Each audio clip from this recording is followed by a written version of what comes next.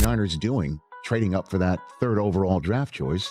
He wanted to be in a place that he could play. When I talk about Shedeur, it's so sensitive because of the passion and desire that I have, not only just for him. Following Brock Purdy's devastating injury, the 49ers are pushing to sign Shedeur Sanders, leaving the NFL in complete disbelief.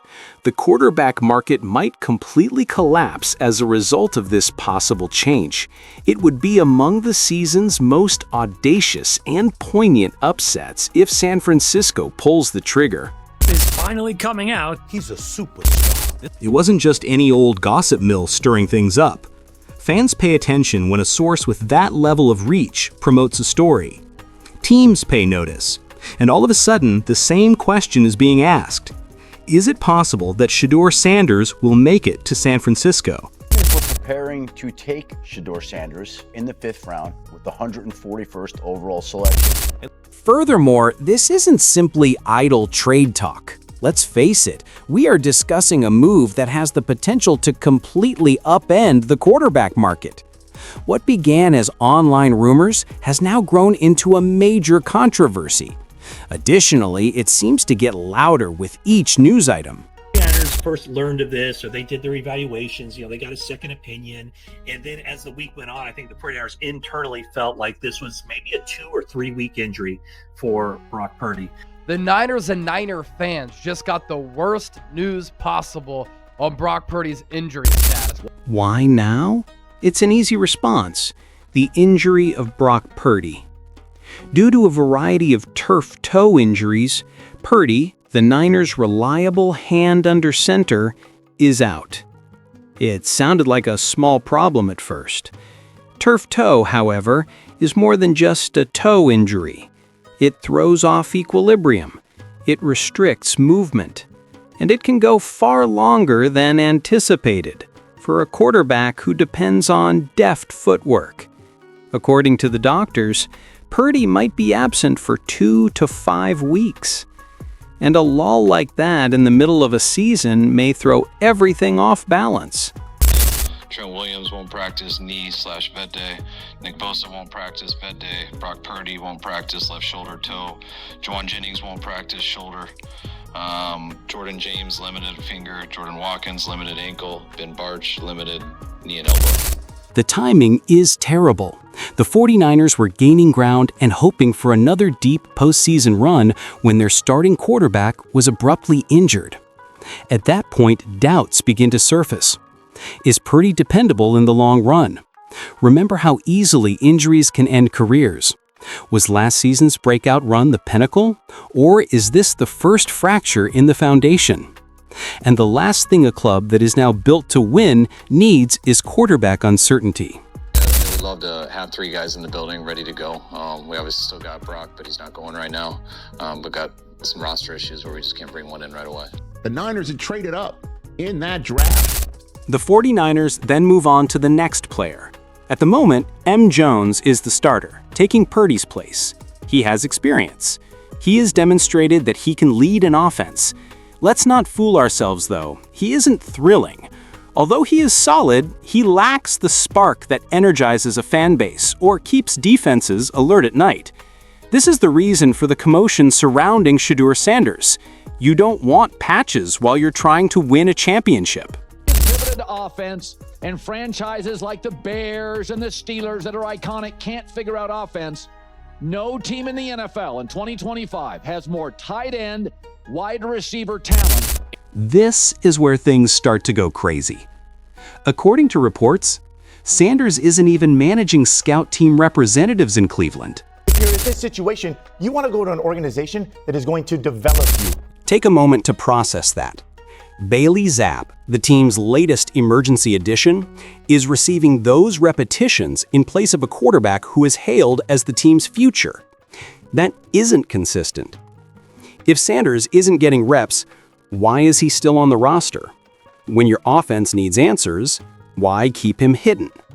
The only reason that individuals can think of is that a trade might be planned. After a lot of noise between these teams, and you've uncovered some fascinating news. Fans are incensed after noticing. The reason behind Sanders' waste is being questioned by Browns supporters. 49ers supporters are yelling for the team to seize the chance while it still exists. Even opposing fan bases are voicing their opinions and encouraging their own teams to participate. The call is becoming louder every day.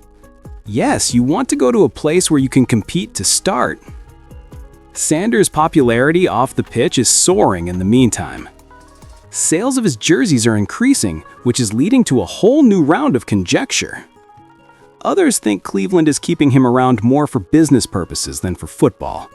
Name recognition, hype, and jersey money. The Haslams don't require the money, but those are strong motivators. The Browns are their property. They have a lot of money. If not to move him at the ideal moment for the greatest profit, then why hold him back? Planning to select Shedeur Sanders in the 5th round with the 141st overall selection.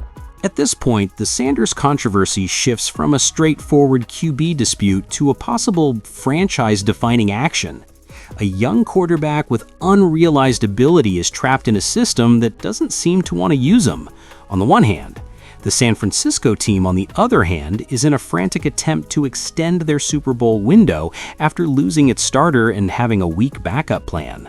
When you put the pieces together, you can see why supporters are claiming that this is not just feasible, but also essential. You're in the 5th round. I understand you had higher hopes, but you've dropped to the 5th round, and you're thinking about being a starting quarterback the next year. I think this is incredibly short-sighted. The calls are becoming more audible.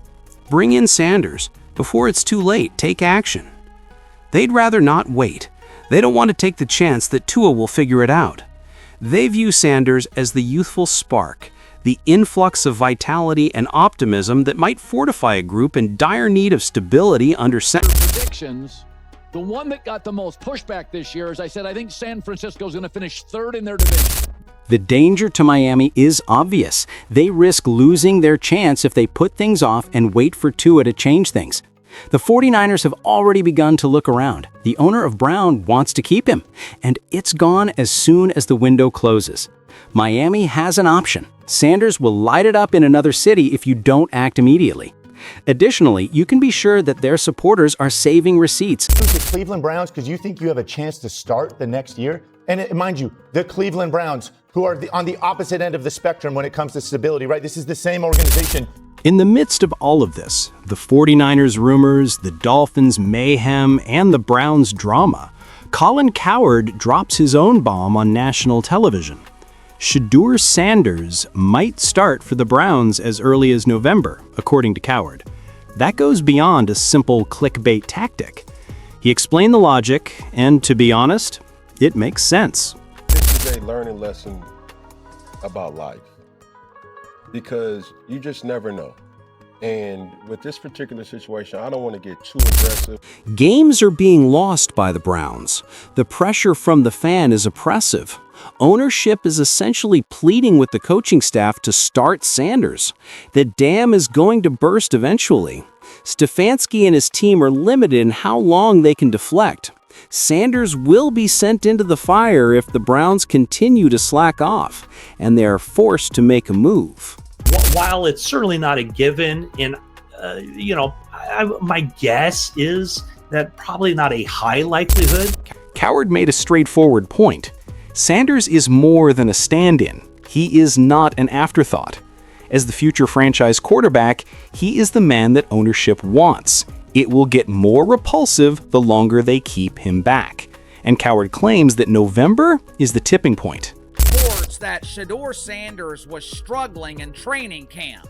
He was the last quarterback on the depth chart, meaning of all the quarterbacks who were complete ass in Cleveland. But here's the twist. If the 49ers decide they're done waiting, the entire timetable might blow up. Sanders might not make that November debut if San Francisco makes a serious push and presents Cleveland with the proper offer. Instead, he might be preparing to leave for California. The whole plot then abruptly changes. He's not even running scout team. He's literally watching everyone play. Bailey Zappi's running scout team. I don't know if that's true. That's what I'm hearing. Why is he on the team? That is the reason this story is so crazy. On the one hand, Cleveland is holding on to him as their key to success. However, Miami supporters are pleading with him to save their season. Both of those plans might be derailed in a single blow by the 49ers, who are lurking in the shadows, waiting for the ideal opportunity to attack. What do you think about? Because his jersey is selling, the Haslam's don't need jersey money. National voices like Cowherd's insistence that time is running out. Sanders is no longer only another name in the gossip column. The focal point of a three-way tug of war is him. Additionally, the team that wins will alter the course of their franchise. For this reason, every news story from San Francisco, every coach's slip, every Tua fumble, and every new headline seems like fuel on a fire. This story isn't simply being watched by the NFL. It's preparing for a blast. How much can change in the NFL in the span of a few weeks? Cleveland's tension is no longer hidden behind closed doors. The Haslam family is adamant about making Shedeur Sanders the franchise's spokesperson. None of us can look at Shedeur Sanders and find extreme fault. San Francisco, meanwhile, floats in the ocean like a shark. Sanders makes great sense on paper. Young, impulsive, and already a machine that sells shirts. He hasn't been tried at the professional level, but let's face it, there is already a lot of drama about him, and his cost will be high. Trey Lance is not the first time the Niners have gambled. Did the Browns close the door before it occurs, or do they take a chance on another daring swing? There is more than one player involved. Sanders has emerged as the NFL's X factor. Everywhere, there are fissures exposed by the lightning rod. Browns coaching versus ownership, Tua versus Dolphins supporters. Additionally, the 49ers' haste versus their patience. The Bucs, right? How many starting quarterbacks? There's been 700 starting quarterbacks in the last 20 years for the Cleveland Browns. This makes zero sense. As if this were completely nonsensical. It will be make or break during the following few weeks. Brock Purdy's injury schedule is a major concern.